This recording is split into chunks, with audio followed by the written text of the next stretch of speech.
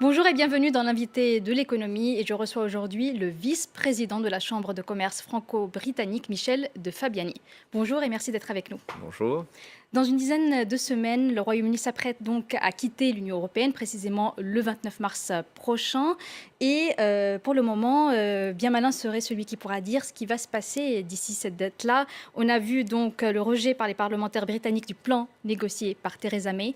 Selon vous, quel serait le scénario le plus probable aujourd'hui ? Alors, il y a quand même eu un vote de confiance pour le gouvernement après le rejet. Et le vote de confiance, alors certains disent que c'était une censure, c'est une non-censure, c'est une confiance. Donc c'est positif. Le gouvernement est donc en place, reste en place, et est en charge de trouver une solution. Alors il y a plusieurs possibilités. Aujourd'hui, c'est difficile de dire s'il y a des statistiques plus ou moins favorables. Mais il y a des possibilités. Première, Theresa May lance les consultations avec tous les partis politiques. Et d'ailleurs, je tiens à souligner que cet exercice est une preuve du bon fonctionnement, même de l'excellent fonctionnement des institutions parlementaires et démocratiques en Grande-Bretagne, puisque la consultation se fait avec tous les partis politiques, des plus petits aux plus grands, et on va voir ce qu'il en résulte. Ça peut aboutir selon vous ? Ça devrait aboutir, parce que quand vous avez un Premier ministre qui a la confiance, après toutes les hésitations récentes, ça veut dire qu'elle est en charge. Donc normalement, elle doit arriver à quelque chose. Alors, les sujets importants, il y a l'Irlande, le problème de la frontière, qui est important surtout pour l'Irlande, mais pas tellement pour le reste de l'Union européenne, quand on réfléchit bien. Et puis, il y a le fait de pouvoir négocier des traités bilatéraux par le UK, par la Grande-Bretagne, directement, indépendamment de l'Europe. Je crois que c'est les deux points difficiles. Alors, on va voir ce qui va être proposé. Après, c'est soit il y a une nouvelle proposition, bon, sera-t-elle présentée à l'Union européenne ou 27 autres, soit on peut envisager un report technique de quelques mois, mais ça, il faut l'accord des 27, soit un retrait et un retour, et ça, je pense avec un nouveau référendum. Oui, éventuellement. Enfin, techniquement, c'est possible. C'est très long, très compliqué. Et ça n'est pas l'optique qu'a prise le gouvernement britannique. Bon, il y a l'optique, vous avez dit, du report éventuellement de la date du Brexit. Mais comment arriverait-on en quelques mois à faire ce qu'on n'a pas réussi à faire en 2 ans et demi, un divorce qui dure longtemps? D'ailleurs, ces deux parties ont-ils vraiment envie de divorcer? Alors, l'envie, de toute façon, maintenant, c'est un constat. Vous savez, c'est comme dans les couples. Il y arrive un moment où on a tellement parlé de divorce qu'on le fait, même si on a des regrets. Là, je crois qu'on est maintenant au pied du mur. Alors, un report, bon, si c'est 3 mois, c'est pas très important, mais il faudrait que l'Union européenne soit d'accord, que les 27 autres soient d'accord, donc c'est pas gagné. Et deuxièmement, pourquoi faire? Aujourd'hui, tout est possible, techniquement. En pratique, il y a une autre possibilité dont on n'a pas encore parlé, c'est la sortie pure et simple. Le 29 mars justement. À 11h, enfin bon, ou à 10h. Je sais plus. Justement, en cas de no deal, si on n'arrive à rien et qu'on décide quand même de sortir, on ne reporte pas. Que se passe-t-il ce 29 mars 2019 à 11h en temps universel? Alors, comment ça se passe en cas de no deal? Bon, théoriquement, il se passe des catastrophes, mais ça, c'est la théorie. Et la pratique, c'est que le gouvernement britannique a bien fait comprendre que pour les citoyens, il n'y aurait rien de changé. Mais il faut le négocier avant, non, avec les pays de l'Union européenne. Si on ne signe rien, ça se passe comment? Bon, alors, attendez. D'abord, la première frontière, c'est entre la France et le UK. Le Royaume-Uni, oui. Voilà. Je ne parle pas d'Irlande, Royaume-Uni, qui est un cas très, très particulier, mais le vrai problème de l'Union européenne, c'est France, Grande-Bretagne. De la même façon, c'est Pays-Bas, Grande-Bretagne. Ce sont les deux premières frontières. Et la France est bien entendu la première, parce que les ferries, les avions, c'est plus général, mais les trains, le tunnel, c'est la première frontière. Et puis, c'est le premier point d'ancrage sur l'Union européenne, sur le continent. Donc, il est clair que le gouvernement français, d'ailleurs on l'a vu ce matin, un plan d'urgence déclaré en préparation, on va voir ce qu'il en sort exactement. Et le gouvernement britannique a clairement laissé entendre qu'il n'était pas question de tout arrêter, de tout stopper, de tout bloquer. Donc il y aura des positions pragmatiques, je crois que c'est ce qui va l'emporter, de part et d'autre. Bien entendu, la France et le UK et la Grande-Bretagne, sont les deux premiers concernés. Et ils devront prendre des décisions donc, qu'on commence à prévoir peut-être, parce Oui. qu'il faut se préparer à toutes les Oui, éventualités. alors on a vu qu'il faudra plus de douaniers, il faudra plus de contrôle, plus de documentation sur de passeports, etc. Bon. Mais il n'est pas question d'avoir des centaines de kilomètres de fils de camions ou des dizaines de milliers de personnes dans les aéroports, soyons réalistes. Techniquement, on y est prêt, justement pour ces petits arrangements, si jamais on est confronté Ah à ce ben, no deal? je crois que les gouvernements se préparent maintenant parce qu'effectivement, on est à quelques semaines, Une dizaine de semaines, oui.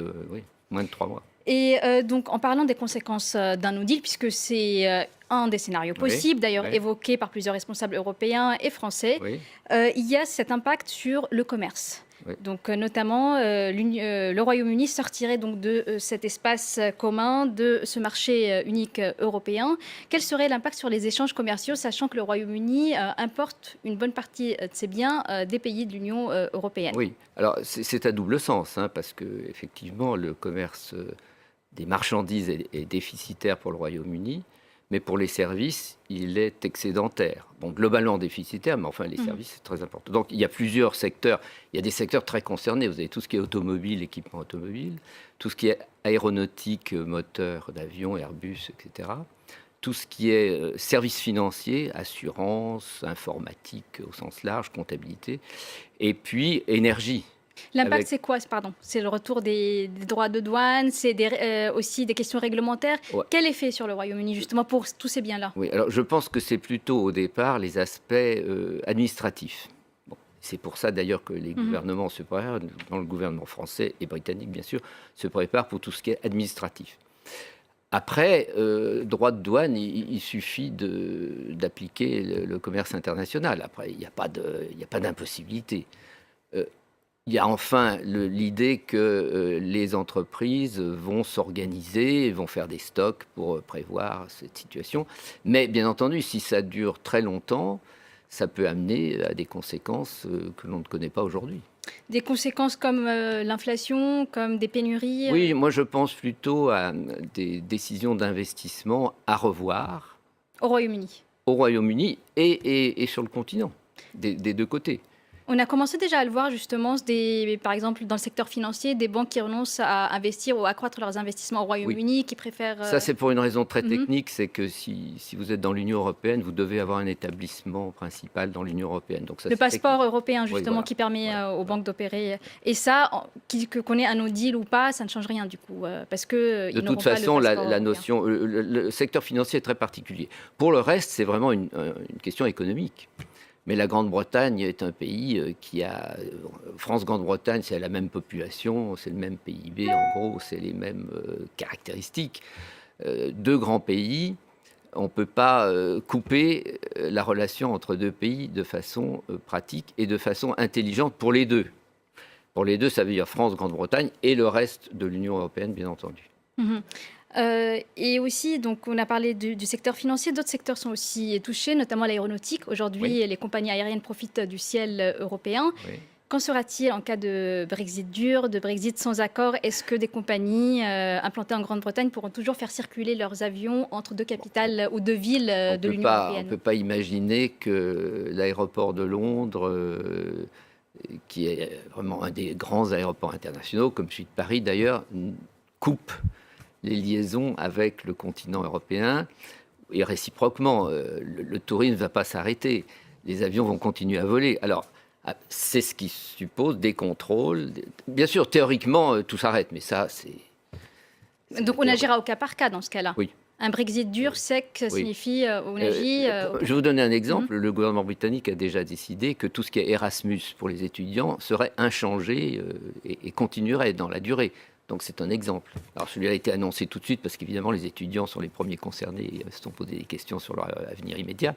Mais je pense que ça va se développer dans plusieurs secteurs. Mais ça sera vraiment, comme vous dites, du cas par cas, parce que les produits agricoles, les produits alimentaires, les médicaments, ce n'est pas les mêmes tampons, si je puis me permettre, que d'autres. Et il faudra ajuster. Se pose aussi la question de circulation des individus, donc Oui. qui sont concernés.